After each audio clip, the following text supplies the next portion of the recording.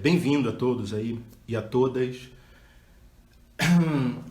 Então, basicamente, o que a gente procura falar a respeito de política hoje é sobre um viés psicanalítico. A nossa convidada, ela vai fazer essa aproximação da política como algo que pode ser interpretado de acordo com a teoria que nos foi trazida por Freud, por outros tantos, mas o Freud, certamente, para quem não está familiarizado com a psicanálise, é um nome muito conhecido. Mas seria bem interessante a gente falar sobre o que é, então, a política. Porque para a gente interpretar a partir da psicanálise, é interessante que a gente saiba o que nós temos de conhecimento comum sobre política. É fato que durante a vida em sociedade, as pessoas acabam priorizando outros tipos de saberes e, por exemplo, no caso do Brasil, a ideia de uma participação política, até pouco tempo atrás, era muito fixada na ideia de voto e das obrigações decorrentes do Estado. Então, a maior parte da população até então exercia suas prerrogativas políticas ou no voto ou, por exemplo, no pagamento de tributos. E a gente vê uma mudança nesse cenário a partir do momento de que a própria população começa a se articular um pouco mais politicamente, debater política como um fenômeno mais plural, mais acessível. E a gente hoje pretende também esclarecer algo mais além dessa perspectiva que o conhecimento comum nos traz a respeito de política. Quero trazer uma imagem hipotética. Imagine que você viva numa realidade um pouco anterior do que essa que nós chamamos de sociedade, e, portanto, a sociedade não está estabelecida. E é exatamente por ausência de uma sociedade que você não vai conseguir imaginar a presença de uma lei, a presença de um Estado. A sociedade em si ainda não existe, nessa figura que nós estamos aproximando aqui, bastante introdutória. Se existe ali a ausência de uma sociedade, é fato que aqueles seres humanos que vivem nesse estado, e já que não há nada ainda propriamente cultural dentro dessa realidade, vamos chamar esse estado de um estado mais próximo da natureza possível, portanto, vamos chamá-lo de estado de natureza. E dentro desse estado de natureza, esses seres humanos gozam de uma plena liberdade para a realização de tudo aquilo que nasça para ele do ponto de vista do desejo. O desejo ele é uma realidade, tanto nessa sociedade hoje nossa, encarada como a instituição de uma civilidade entre nós, quanto nessa organização pré-social. O desejo sempre foi uma realidade. Se você reparar, a própria participação do ser humano na relação comercial, a própria relação do ser humano numa relação de compra e venda, de trocas, ela não admite, do ponto de vista do capital, a ideia de que você possa comprar um telefone hoje e se manter feliz com esse telefone ad eterno, e que a compra de um carro muito provavelmente indica que você vai passar a vida toda com esse carro. Certamente não é assim. Existe um estímulo constante para que os nossos desejos possam estar sempre manifestando uma procura. De fato, não se pode imaginar a sobrevivência da própria instituição capitalista sem esse estabelecimento de um desejo como sendo algo perpétuo, algo que sempre busca a renovação de coisas que possam, naquele momento, satisfazer o que aquele desejo procura. Então, acho que a sociedade ela estabelece uma erotização da vida a partir do desejo como um motor da própria história. Se o desejo é uma realidade para nós hoje, enquanto sociedade constituída, nessa alusão hipotética que eu estou fazendo a algo de pré-social, o desejo também vai estar lá. E é esse mesmo desejo que vai fazer com que esses homens, numa hipótese anterior, proto-social, comecem um conflito generalizado de uns contra os outros. Afinal de contas, enquanto todos desejam, o fato é que, num certo momento, alguém vai desejar algo que outro também já desejou. E de repente pode até desejar algo que outro já possuiu. Então a ideia de propriedade ela é uma marca, tanto na nossa sociedade quanto nessa sociedade, nessa ausência de sociedade que a gente está teorizando aqui. Uma guerra de todos contra todos, nessa sociedade, nessa ausência de sociedade que nós estamos tratando, seria exatamente a condição para surgir um afeto específico nesse humano pré-civilizado, que seria o próprio medo. Afinal de contas, se existe alguém desejando as mesmas coisas que eu vou ter que, em um certo momento, competir. Não só isso, alguém pode desejar as coisas que eu tenho, que eu reconheço como sendo minha, mas existe um problema aqui, um problema do ponto de vista bem prático. Não há leis. Ninguém pode saber o que é de ninguém. Ou seja, surge um novo afeto que é exatamente o medo. O medo de sofrer uma violência extremada, o medo de ser atingido por esses outros sujeitos que estão também numa relação de pré-civilização. Talvez seja esse o sentimento que justificaria esses homens chegar a um acordo, talvez o primeiro deles. E esse acordo vai ser exatamente renunciarem eles próprios a essa liberdade plena na realização e na consecução de todas as coisas que o seu desejo busca, a fim de garantir uma estabilidade temporária no sentido de que vai haver sobre nós alguma coisa que vai sim surgir a partir desse poder que nós renunciamos, a fim de que esse terceiro que surge a partir de nós possa ele legislar em nosso favor e nos proteger, a fim de que nós tenhamos um limite para a própria atuação dessa nossa busca, porque o desejo, isso é fato, não poderemos controlar. E é assim que surge o Estado. Seria muito bom se essa teoria fosse minha, porque por mais que ela não pudesse ser comprovada na realidade, seria um bom ponto de vista para a gente poder explicar o Estado. Mas, na verdade, essa é uma teoria criada pelo inglês Thomas Hobbes, no seu livro Leviatã, e que é o ponto de partida para a maioria das pessoas que vêm buscar algum conhecimento em ciência política e em teoria geral do Estado. Ora, se é uma realidade que o que justifica, a nível hipotético, as primeiras teorias que justifiquem a manutenção e a existência do Estado, o próprio desejo como um acontecimento, não há uma possibilidade da gente compreender o Estado enquanto essa agregação entre pessoas desejantes, senão pela própria ótica da psicanálise, que está articulada a partir dessa estrutura que Sigmund Freud vem trabalhar, que é exatamente o desejo. Portanto, para a gente tratar a temática da política, do poder e do Estado a partir de um ponto de vista da psicanálise, hoje, a convidada que nós temos aqui é alguém que eu certamente vou ter como uma recordação tanto acadêmica quanto particular, como uma amizade que eu pretendo manter por longas datas da minha vida, que é uma pessoa que eu admiro muito pelo percurso que ela fez nesse desenvolvimento da psicanálise, a psicanálise aqui no Brasil, que é a Maria Luísa. Maria Luísa, eu tive a oportunidade de encontrá-la também no ambiente de pós-graduação, numa especialização em psicanálise, e tive a oportunidade de ler textos delas, inclusive a dissertação de mestrado. Ela tem graduação em psicanálise, ela tem graduação em psicologia, tem uma graduação anterior em história, ela também tem mestrado e doutorado em psicanálise, ou seja, essa live nos permitirá um quase exaurimento, pelo menos a um nível assim bastante acessível, do que o Estado pode ser pensado a partir da ótica. Portanto, eu recebo aqui com uma enorme satisfação a Maria Luísa para tratar desse assunto conosco. Maria Luísa, muito bem-vinda.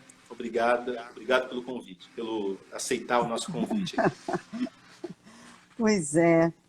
Leandro, eu tô muito grata também, muito feliz pela oportunidade de estar aqui falando para tanta gente que você consegue reunir sobre um tema sobre temas que são tão ricos para mim, aos quais eu me dedico e que acho muito importante que a gente hoje, nesse momento que a gente está vivendo talvez tão crucial, de tanta transformação, a gente possa refletir sobre qual é a nossa posição na política, não na política partidária, na política que visa a máquina do Estado, na política que nos divide em direita e esquerda, mas nesse conjunto amplo de relações pelas quais a gente se enlaça aos outros seres humanos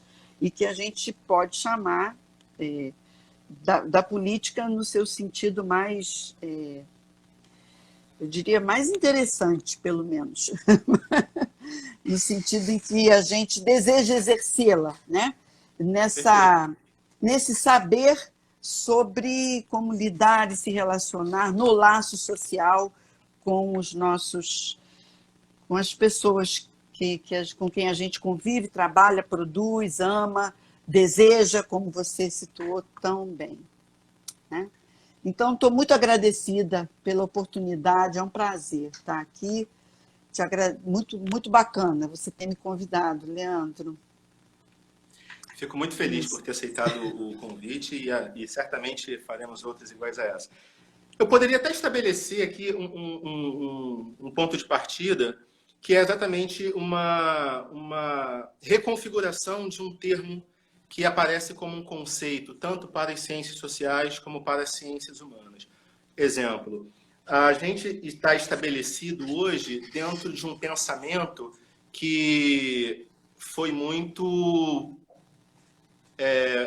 construído, produzido, desenvolvido no longo dos últimos 400 anos, com aquilo que se convencionou chamar de modernidade. E no pensamento moderno, é um fato que o próprio Kant e Hegel considera um ponto de partida, talvez, no pensador francês René Descartes, que vai estruturar esse novo ser humano, que é inaugurado pela modernidade, a partir de um conceito que é o conceito de indivíduo. E esse conceito de indivíduo, lá na filosofia cartesiana, ele é exatamente a condição de possibilidade, um termo aí mais kantiano, para que o ser humano se torne o responsável por si, que é exatamente o momento que ele vai se desprender do grupo e vai assumir aquele protagonismo e a responsabilidade para ir galgando novas posições e se movimentando dentro das estruturas sociais. O fato é que isso se afirma em Descartes através do seu brocardo em latim, né? Cogito ergo sum, penso logo sou, e isso é exatamente a possibilidade para o Estado responsabilizar pessoas. O próprio direito penal, ele lida como um dos elementos do crime com a ideia de uma consciência voluntária, ou seja, ela parte do ponto de vista de que há um indivíduo e o indivíduo dentro dessa ótica é alguém extremamente responsável. Parece que Freud, por mais que ele não tenha trabalhado o conceito de sujeito, mas parece que Freud apresenta para nós um outro tipo de ser humano. Um ser humano que não pode ser pensado quanto indivíduo, que não pode ser pensado como alguém extremamente consciente das coisas que lhe vêm, que sobem como imaginário, que sobem como simbólico, para se transformar em um real que seja tão autônomo da forma como pensou Descartes. Claro que isso vai ser confirmado depois por Lacan. Então, eu queria, no primeiro passo, para que você esclarecesse para a nossa audiência aqui, professora Maria Luísa, essa distinção do que vai ser o sujeito, como surge o sujeito e o que isso daí é distinto daquilo que pensam as pessoas, que é um indivíduo extremamente autônomo, capaz, livre, e tratar essa ótica sob o ponto de vista da psicanálise. O indivíduo cartesiano seria um sujeito determinado pela sua consciência, um sujeito que pensa, que existe porque pensa e que o seu pensamento determina a sua existência, né? Freud faz uma ruptura radical com isso. A gente diz que ele desloca completamente o sujeito desse lugar central, né, em que Descartes o coloca, justamente dizendo que o que o sujeito não é indivíduo, no sentido de não divisível. Porque Freud vai dizer que o sujeito é dividido, por um lado, pelo pensamento consciente, que é aquilo que ele de que ele lança a mão quando ele diz eu quero, eu posso, eu gosto, eu sou, eu amo, e um outro desejo que o habita, que é inconsciente, que ele não tem um acesso, um controle consciente sobre esse desejo, e que, no entanto, esse desejo o determina no seu ato. Esse desejo inconsciente é que orienta o seu ato. Então, o sujeito pode ficar dias e meses e anos pensando sobre o que ele é, o que ele pensa, o que ele gosta, e na hora de agir, ele não age segundo esses princípios. E ele se sente, então, conduzido no mundo por uma força fora do seu controle, que, em geral, eles chamam de destino, né? A gente chama de destino, mas que Freud vai dizer que é um desejo que move o sujeito e que ele desconhece. Então, o sujeito é dividido entre consciente e inconsciente, e onde ele pensa, ele não é. Onde ele é, ele não pensa. É o ato. Então, é exatamente o contrário da proposta cartesiana, dessa emancipação moderna, porque o que o ser é no real é, na verdade, aquilo que ele desconhece. Pois é. A psicanálise, a partir de Freud, com a leitura de Lacan, né, vai concluir que o único ser possível para o sujeito é o fala-ser. É esse ser que existe na fala, enquanto ele fala, no que ele fala, né? Mas, assim, a gente vai fazer um longo percurso, né, para chegar já lá pelos anos 70 ao conceito de fala-ser, que passa pelo sujeito da falta ser, o sujeito marcado pela falta, portanto, pelo desejo, e, por fim, Lacan vai conceituar como o fala-ser. É isso. Essa aproximação que a gente tem exatamente com esse desejo que foi naturalmente recalcado, não naturalmente, mas através do processo civilizatório, ele é recalcado pela introdução da própria lei do pai, o nome do pai. Então, acontece uma desaproximação entre o objeto do desejo e aquilo que se pode, na verdade, efetivar. E eu, por ter sido muito influenciado pela filosofia do Nietzsche, a gente já conversou sobre isso várias vezes, eu encontro na sociedade de hoje uma sociedade que o Nietzsche já reconhecia no século XIX, mas ela se mantém muito claramente nessas estruturas de poder que se afirmam, inclusive, após as últimas eleições. A sociedade é uma sociedade que age em negativa completa diante da vida. Talvez esse seja um dos motivos fundantes desse recalque.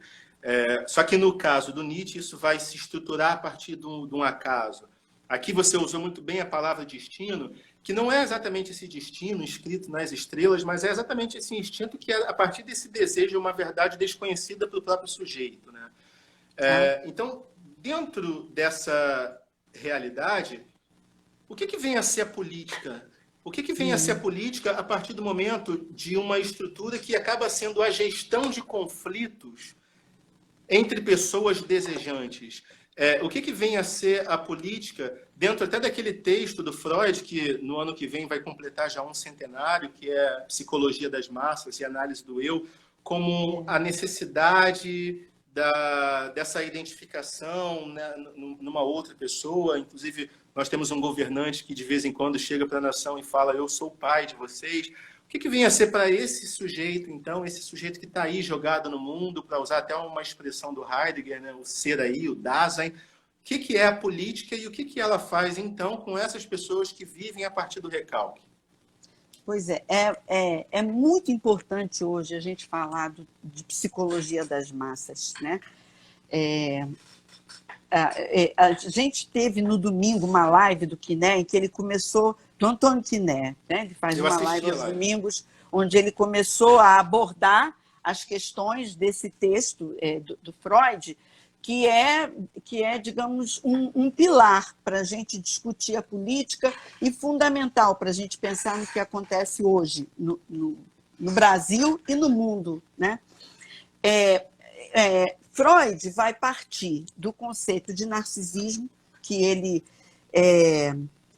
apresentou em 1914, no texto dele de Introdução ao Narcisismo, para dizer que cada sujeito humano se estrutura primitivamente a partir da constituição de uma imagem que é da ordem de um ideal e que vai se enlaçar depois com outro ideal, que vem do nome do pai, como você já citou, na travessia do complexo de Édipo, mas, enfim, para simplificar a história, né? É a partir dessas identificações primitivas do sujeito, parentais, dos primeiros outros que vão ocupar o lugar de cuidadores, de mantenedores, vitais, indispensáveis para o sujeito humano, porque o sujeito humano, pela sua precocidade de nascimento, porque ele nasce sem nenhuma autonomia para sobreviver sem o outro, ele tem esse vínculo com o outro que é determinante de tudo de toda a sua estrutura libidinal, desejante, tudo vai ser organizado a partir dessa relação primitiva com o outro.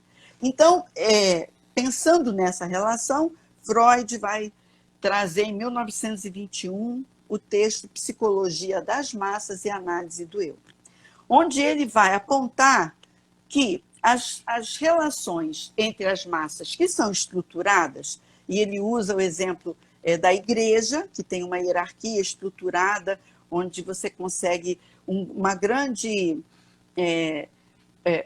acesso a um grupo grande de pessoas que vai ser orientado por que vai ser ordenado e orientado, não é como uma massa, por exemplo, um bando de gente andando na rua, que cada um vai para um lugar com um objetivo, com uma, né?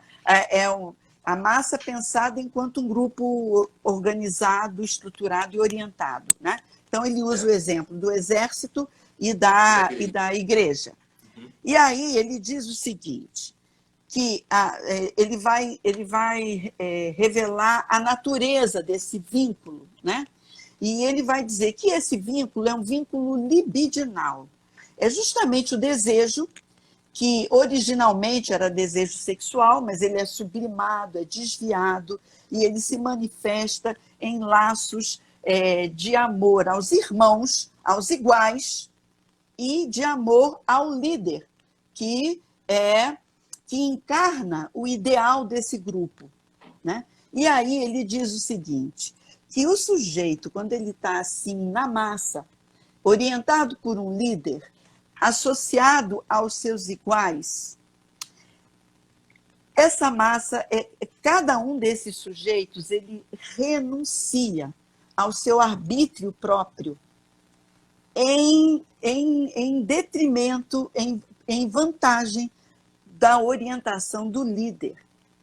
Então, sobe uma afetividade, mas cai uma capacidade intelectual. Total. Cai a capacidade intelectual, cai a responsabilidade individual por aquilo que se faz. Então, se você está na rua e você está andando e tem uma placa "não pise na grama", você não pisa. Mas se a massa estiver indo pisar na grama, você vai junto.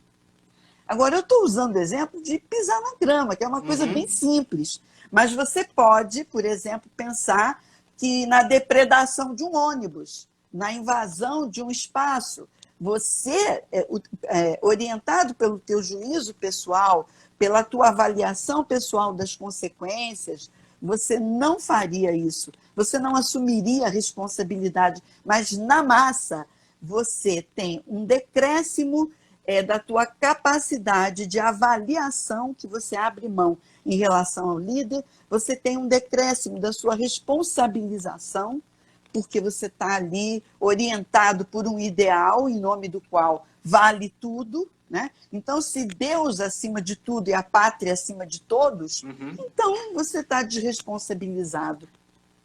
O que né? acontece, então, na massa, pelo que a gente pode entender, é que ela se constitui até como uma condício sine qua non seria essa existência desse laço afetivo. Esse laço afetivo, ele acontece em prejuízo de uma capacidade intelectual e surge algo em benefício da massa, que é o anonimato, porque o próprio sujeito ele se desintegra, ele vai se dissolvendo para poder surgir uma alma coletiva que se estabelece nessa massa. E é essa identificação agora com o grupo, ou até para usar uma expressão do Emile Durkheim, esse sentimento de adesão ao grupo, ele relativiza também a própria moralidade trazida junto com esse anonimato, Exato. porque o sentimento de responsabilidade ele diminui.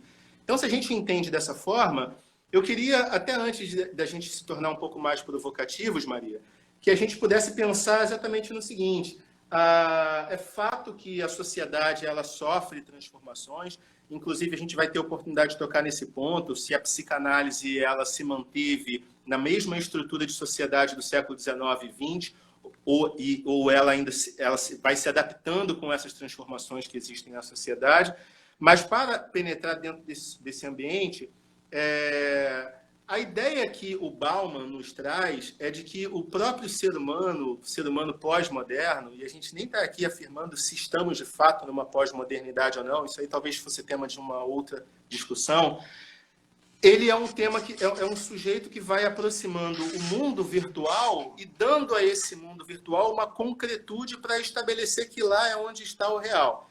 Se isso é uma realidade, se a presença da virtualidade ela pode substituir o próprio sentimento de uma concretude que o mundo manifesta, essas massas pensadas por Freud em 1921, hoje, elas podem estar protagonizadas também nessa adesão que acontece entre os compartilhamentos em redes sociais e o sentimento de identificação que as pessoas possuem dentro de uma realidade mais virtualizante?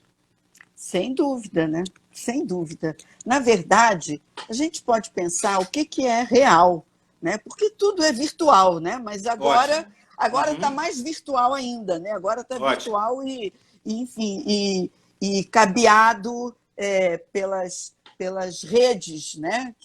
De cabos que nos interligam no espaço que agora é mais virtual ainda. Agora, o mais importante, Leandro, que eu acho da gente pensar, para pensar a realidade que a gente vive hoje, da gente pensar a psicologia das massas, é que tem uma outra questão que eu acho muito fundamental que Freud desenvolve aí. E que, a partir desse conceito do narcisismo, né, Freud vai desenvolver o seguinte, que a formação de um grupo ele se dá necessariamente, obrigatoriamente, estruturalmente, pela exclusão. Nós somos todos iguais porque somos diferentes desses outros que não fazem parte de nós, né? Daí que você pode pensar, por exemplo, num mundo onde se diz que os direitos humanos são para os humanos direitos. Certo, um mundo que separa os humanos, o mundo que separa os humanos entre os que são direitos e os que não são direitos e que não vão ter direitos, né? E aí você fica pensando quem é esse sujeito humano que se propõe dessa maneira, né? Mas o que Freud vai dizer é que essa segregação que está na base da violência, da qual você estava falando na introdução hoje da sua live, né? Dessa violência que joga uns contra os outros, né? Aquela lógica robesiana mesmo, né? Do homem aí no mundo.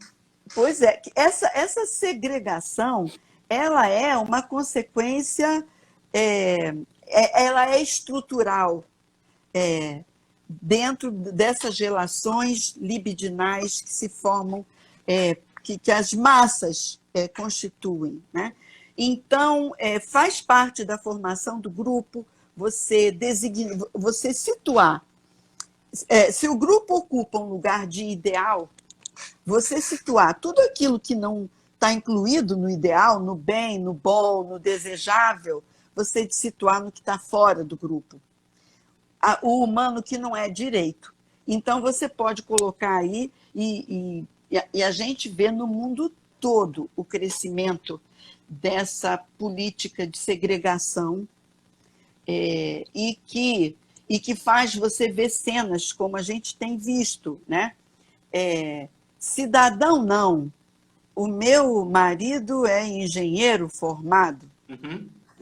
Eu conversei sobre isso aqui esses dias com o promotor, o Sérgio Ricardo, e a gente tocou nesse assunto. Mas agora a gente teve uma outra coisa um pouco mais atual, né? Que foi o caso do desembargador lá, humilhando os guardas. A coisa vai se repetindo, né? A coisa vai se repetindo e vai se afirmando essa dependência que o ser humano ainda tem, e aqui especialmente a sociedade brasileira, porque ela foi criticada nesse ponto, tanto pelo Machado de Assis, quanto pelo próprio Sérgio Buarque de Holanda, né? Esse apego a essas estruturas ainda de nobreza e tal, até por um certo desespero com aquela ideia de uma emancipação, né? Essa coisa vai se repetindo, ela está presente, ela está aí ainda. Quando você tem um líder, né, que diz, quando é colocado na posição de líder, um sujeito que diz a ditadura matou pouco, o erro da ditadura foi torturar e não matar, matou Sim. pouco. A gente sabe que no Brasil a gente tem um trabalho a ser feito que tem que matar umas 30 mil pessoas. Isso estava e quando esse discurso é colocado na posição de liderança, né, dada uma voz a esse discurso, né, ele passa a ser aquele que pode falar, ele passa a estar no lugar daquele que é aceito, homenageado, e, enfim. Então, todos os que pensam assim e que não se sentiam autorizados a falar dessa maneira, agora passam a se autorizar, né? Está todo mundo agora autorizado. E a gente teve outras barbaridades. Um dia desses, na Barra da Tijuca, na zona mais rica de São Paulo, o rapaz estava dizendo... essa polícia é lá no morro onde você... Foi no Alphaville. Aqui não. Aqui é Alphaville, meu amigo. Ele fala que é o foda-se e tal. Então ele esculacha o PM. Exato. Você ganha R$1.000, eu ganho 300 mil por mês. Aqui é o foda-se. E aí ele fala, aqui não é a periferia que você chega esculachando. Então tem uma dialética interessante aí, né?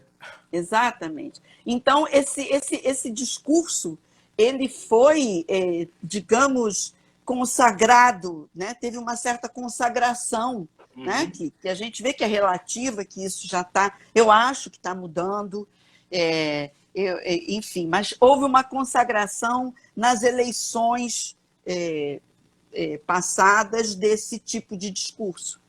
E isso tem efeitos, isso está se reproduzindo em efeitos de massa no Brasil, né? A gente está vendo isso se repetir, mas, na verdade, não é só no Brasil. A gente sabe que existe uma onda de crescimento de uma política de segregação no mundo todo, e muitas ações que seriam consideradas fora da lei, fora do pacto, né, que a gente faz, tem emergido, né? E, na verdade, você falou aí do mito da cordialidade brasileira, mas no Brasil a gente teve uma política eugenista, porque é interessante pensar que no início do século tem isso aqui. Exato. No início do século, junto com... se a gente pensar bem, Freud, em 1905, ele escreve os 3 ensaios sobre a sexualidade, um pouco respondendo a um crescente movimento, a uma crescente tomada da questão da sexualidade pela ciência. Na passagem do século XIX para o século XX, o von Krafft-Ebing e alguns outros autores começam a escrever os primeiros trabalhos sobre a sexualidade humana, as primeiras pesquisas. A ciência começa a se debruçar sobre a sexualidade humana. E é interessante como já começa a se debruçar a partir de um pensamento de segregação, porque sustentado pelo conceito de instinto, tá? A ciência vai falar da sexualidade definindo o que são comportamentos sexualmente aceitáveis e o que são comportamentos não aceitáveis e patológicos, fazendo uma compilação das patologias da sexualidade, onde, obviamente, tudo era considerado patológico, exceto o sexo estritamente genital. Então, já... Não é à toa que o Lacan ele vai falar que a ciência ela acaba foracluindo o sujeito também. O sujeito. Pois é. Mas, veja bem, junto com o conceito de instinto, junto com essa ciência que segrega as práticas sexuais, surge a eugenia. Surgem as práticas, o pensamento científico que sustenta... né, a vanguarda de uma transformação social. Exatamente, e que sustenta a segregação a partir dessa ideia de instinto, taxando que, pelo aspecto físico, pela formação, pelo formato do crânio, ou do maxilar, ou de não sei o quê, ou da relação entre certas formas do rosto e do corpo, a gente poderia ter um diagnóstico de sujeitos que teriam instintos indesejáveis. E veja só, Darwin Só traz... para situar a nossa audiência Sim. aqui, você está citando aquilo que se constituiu chamar de darwinismo social e dos estudos do Cesare Lombroso, na Itália, né? Esse estudo até como uma antecipação da possibilidade de um crime, né? Exato. E isso começa com Darwin, pensando a seleção natural. É um primo do Darwin. Eu esqueci Sim. agora o nome. É um primo do Darwin, antes do Lombroso, que vai propor que, se existe uma seleção natural, a gente pode pensar numa melhoria da espécie, fazendo com medidas né, artificiais tomadas pelo homem que pudessem prevenir, que pudessem melhorar, enfim, a raça. E isso parte dessa ideia de instinto. Essas coisas caminharam muito juntas, né? Então, a segregação... no Brasil, a gente teve eugenistas muito importantes na nossa cultura, muito famosos. Monteiro Lobato foi um eugenista no Brasil, o Miguel Couto foi um eugenista, né?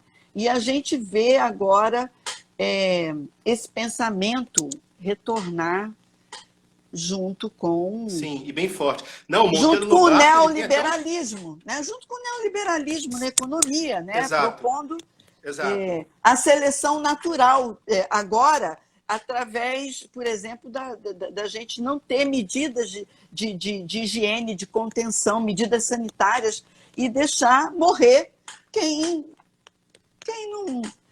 vai onerar a Previdência. Conforme você falava isso, a ideia que fica que existe um assentimento pretérito em quem vai aderir ao grupo, aderir à massa, que já obriga a você enxergar um certo outro como um inimigo. Então, me parece que é a lógica do estrangeiro. E, recentemente, o Trump está endurecendo lá nos Estados Unidos aquelas medidas para poder tirar os imigrantes ilegais dali. E aí o Bolsonaro, ele falou, veio a público falar que não, o cara que é imigrante, que vai para outro país, ele já não é bem intencionado. E aí os eleitores dele, que estavam nos Estados Unidos, ficaram indignadíssimos e tal, e aí ele veio a público outra vez para falar, não, desculpa, eu não queria falar isso, era um ato falho. Eu falei, porra, como é que o cara fala isso? Tipo assim, desculpa, eu não queria falar o que eu acho, na verdade, que é verdade. Olha a situação que o sujeito fica. Pois é. Você soube disso?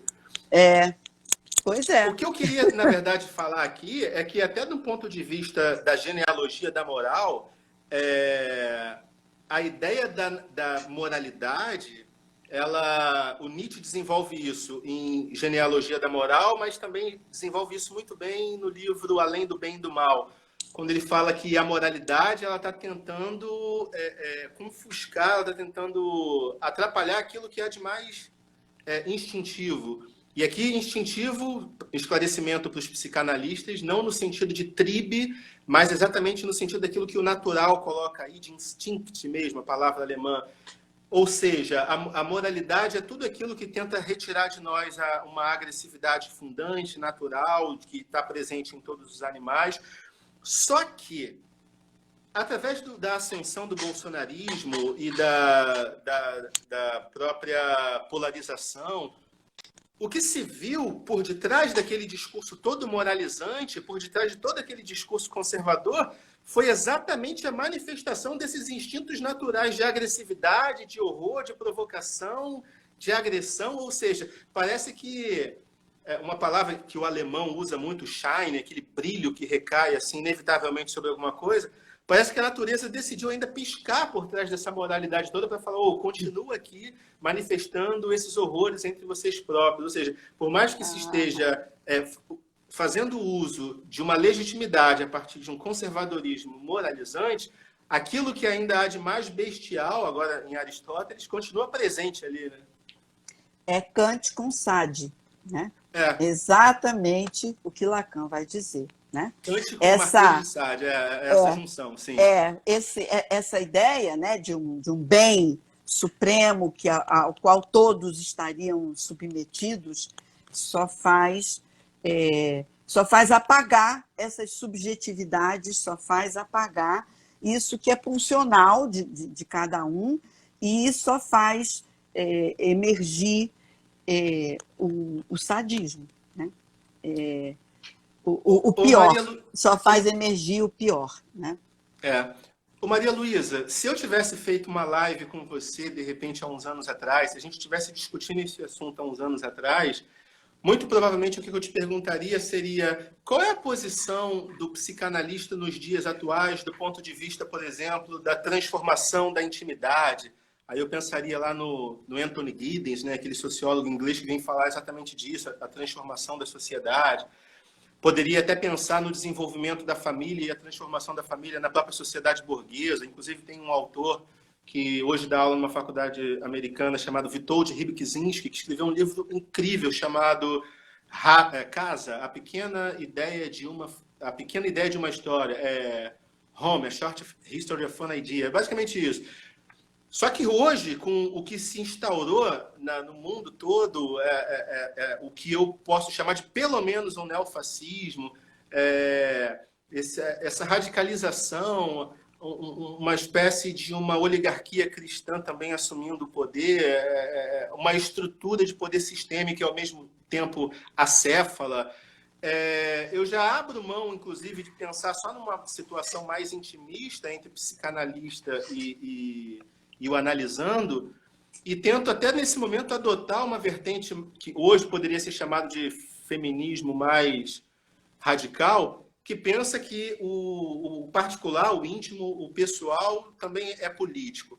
E aí eu te faço a pergunta, dentro de novo na nossa proposta de falar de política, e falar de política remontando o termo grego, é falar de polis, qual é o papel hoje do psicanalista na polis? Qual é essa relação que acontece nesses nossos dias? Muito, muito importante a gente poder falar disso também. O lugar de atuação do analista por excelência, né? O lugar onde o analista é esperado enquanto analista é no divã, né?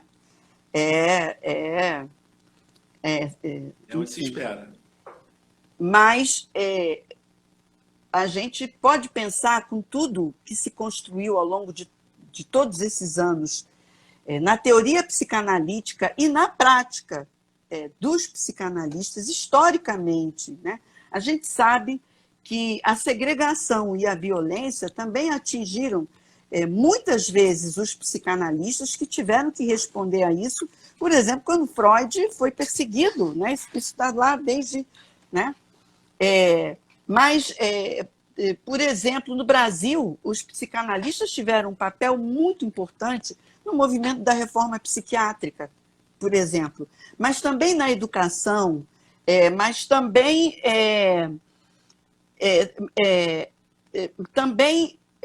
na defesa das questões que tocam na cidade, a defesa da democracia. Como é que a psicanálise pode sobreviver? A gente sabe que nem todos os psicanalistas estão à altura da psicanálise, do pensamento, da radicalidade do pensamento freudiano, que é revolucionário no sentido de promover justamente o desejo e a subjetividade. O direito de cada um ser conforme o seu desejo, poder se aproximar dessa vida onde, com menos neurose, se possa trabalhar e amar com mais serenidade e onde a dor seja apenas o sofrimento da vida, que existe mesmo, né? Para isso, a gente precisa ter liberdades democráticas, né? O analista pode tomar a palavra em defesa das liberdades democráticas como cidadão, e a gente pensa que deve fazê-lo. Em defesa da inclusão e em defesa do direito à subjetividade, do direito à educação e à cultura. E aí a gente pode se lembrar das palavras, das letras trocadas entre Freud e Einstein sobre a questão da guerra. Sim. Numa história que eu acho que a gente não tem mais tempo para eu contar toda aqui, mas eu posso... Mas né, que quando Einstein perguntou para Freud por que a guerra, né, Freud diz que a gente se surpreende diante da guerra porque nós somos homens de cultura, mas a guerra ela faz parte da natureza humana, né? Os impulsos agressivos têm que ter canais de manifestação sempre, a guerra sempre esteve aí, não adianta a gente pensar que os nossos tempos são muito violentos, os tempos sempre foram violentos, mas o que faz frente à violência são os homens que que cultivam a cultura, a arte, a educação e que sublimam as pulsões agressivas em ações voltadas para um laço social que possibilite a gente conviver suportando as diferenças. O psicanalista tem que estar na defesa disso. Eu acho que a psicanálise jamais será um pensamento hegemônico. Na verdade, Lacan nos deixa, né, como herança a questão que ele coloca, né, que ele diz que a religião triunfará no mundo. A psicanálise sobreviverá ou não. Depende dos psicanalistas, né? Então, a gente tem a missão de sustentar que a psicanálise sobreviva, de sustentar as propostas da democracia, da inclusão do louco, da população LGBTQI, das minorias, que não são minorias numéricas, são minorias de direitos, do negro, da mulher, enfim, defesa de todas essas questões. E sabendo que a gente não é um pensamento hegemônico, mas que a nossa voz possa continuar sendo ouvida na defesa da subjetividade. E você falou isso, eu lembrei de uma experiência boa que eu tive em sala de aula na pós-graduação com você, porque eu acho que aquele niilismo reativo que o Nietzsche fala, que vai ser o ponto em que o ser humano começa a afirmar a vida, mas afirmar a vida é afirmar o trágico para Nietzsche, é afirmar o vazio. Aí eu penso até no Clément Rosset, no livro Lógica do Pior, ele fala, é afirmar não o pessimismo, porque as coisas não precisam dar errado, mas é exatamente a inexistência de qualquer possibilidade, é afirmar aquilo que a gente que é contingente, que foge de uma antecipação. Mas na Aham. sala de aula, a gente estava trocando. No finalzinho da aula, você falava: essa é uma coisa linda que a psicanálise pode fazer, que é transformar esse horror que é a experiência mesmo da existência, do ponto de vista de tudo que o ser humano vai viver aqui, numa coisa mais palatável, acessível e ao mesmo tempo que te permita seguir adiante a vida, que você não fique paralisado, também que você não fique do ponto de vista de ser enganado, né, Aham. da afirmação daquelas coisas que você, na verdade, não são, mas que você compreenda isso não é mais uma questão para mim e vá adiante. Aí eu penso, inclusive, naquele poema do Baudelaire, que me toca muito, que é esse ato de se lançar, né, que pode ser até um convite à própria clínica, e aí, falando, inclusive, para a nossa audiência aqui, para os nossos amigos e nossas amigas que estão nos ouvindo, para se permitirem essa aproximação. O poema do Baudelaire ele fala: no abismo se lançar, céu ou inferno já nem importa. É preciso ir ao fundo do desconhecido se se quiser descobrir algo novo. Então, essa experiência fundante do desejo irrealizado, que pode surtir o afeto da angústia, ele pode, na verdade, ser emancipador, né? Ele pode ser convidativo, ele pode fazer você ter uma chamada para a ação também, porque o desconhecido não precisa ser algo da ordem do problemático, né? Ele pode ser um convite para ir adiante, não é isso? É, de fato. Pois é, então, é, a gente, acho que a arte faz isso, né? De possibilitar que a gente lide com o horror de uma maneira mais interessante, mais prazerosa, né? A arte, a cultura e a psicanálise, nas palavras do próprio Freud, né?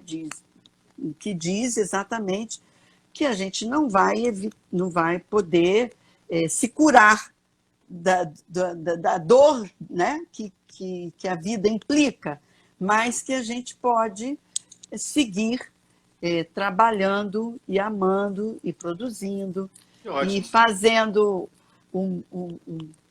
a melhor viagem possível entre as duas mortes, né? A que é anunciada e a que se consuma ao final. Eu fico muito feliz que a gente possa encerrar exatamente assim, porque não foi combinado, mas a minha única proposta aqui nesses bate-papos é exatamente mostrar exatamente esse papel importantíssimo que a arte tem na nossa vida, né? E eu, como um bom nietzschiano, eu tenho que reconhecer que não sou tão bom, eu acho que às vezes eu sou bem nihilista, que o mundo só se justifica como experiência estética mesmo. E eu trouxe esses dias um amigo, promotor de justiça, que a gente abriu essa sequência de lives aqui, e ele falava exatamente isso: pô, Leandro, o que me faz ir adiante são meus poemas, minhas poesias aqui que eu leio, e semana que vem eu vou estar aqui com uma professora incrível de teatro também, a Luciana, que vai falar sobre arte. Então, você pôde, inclusive, fechar a nossa conversa aqui fazendo esse convite para as pessoas que a arte realmente ela é libertadora. A arte é um ponto de contato com o real e é um ponto de visualização do total, do infinito, de uma forma muito clara. Queria pedir para você encerrar e falar o que você espera de nós, da nossa sociedade, e te agradecer aí pela participação. Bom, eu te agradeço muito, foi muito agradável, a gente não combinou nada, Verdade. foi, né? Enfim, foi muito bom. Estou muito feliz de poder ter falado dessas coisas com as quais eu também estou sempre às voltas, né?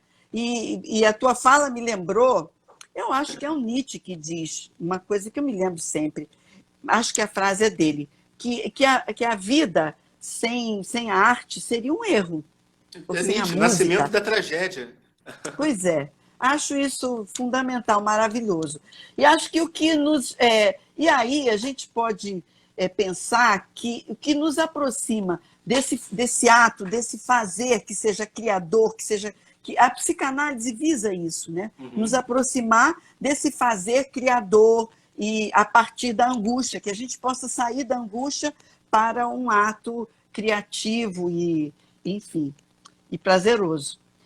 Obrigada, enfim, vamos para outras conversas e outras oportunidades de Faremos estarmos novamente, juntos. agradeço Tá muito. bom, Você sabe a Leandro. admiração que eu tenho. Nos encontraremos lá no fórum assim que eles voltarem. E Tá. mando um abraço para todos os seus alunos que certamente nos assistiram. E agradeci muito a tua participação. Um beijo enorme. Estamos sempre juntos aí, viu, Maria Luísa? Valeu, né? Valeu. Até a Tchau, próxima. tchau, Tchau. tchau. Até a próxima.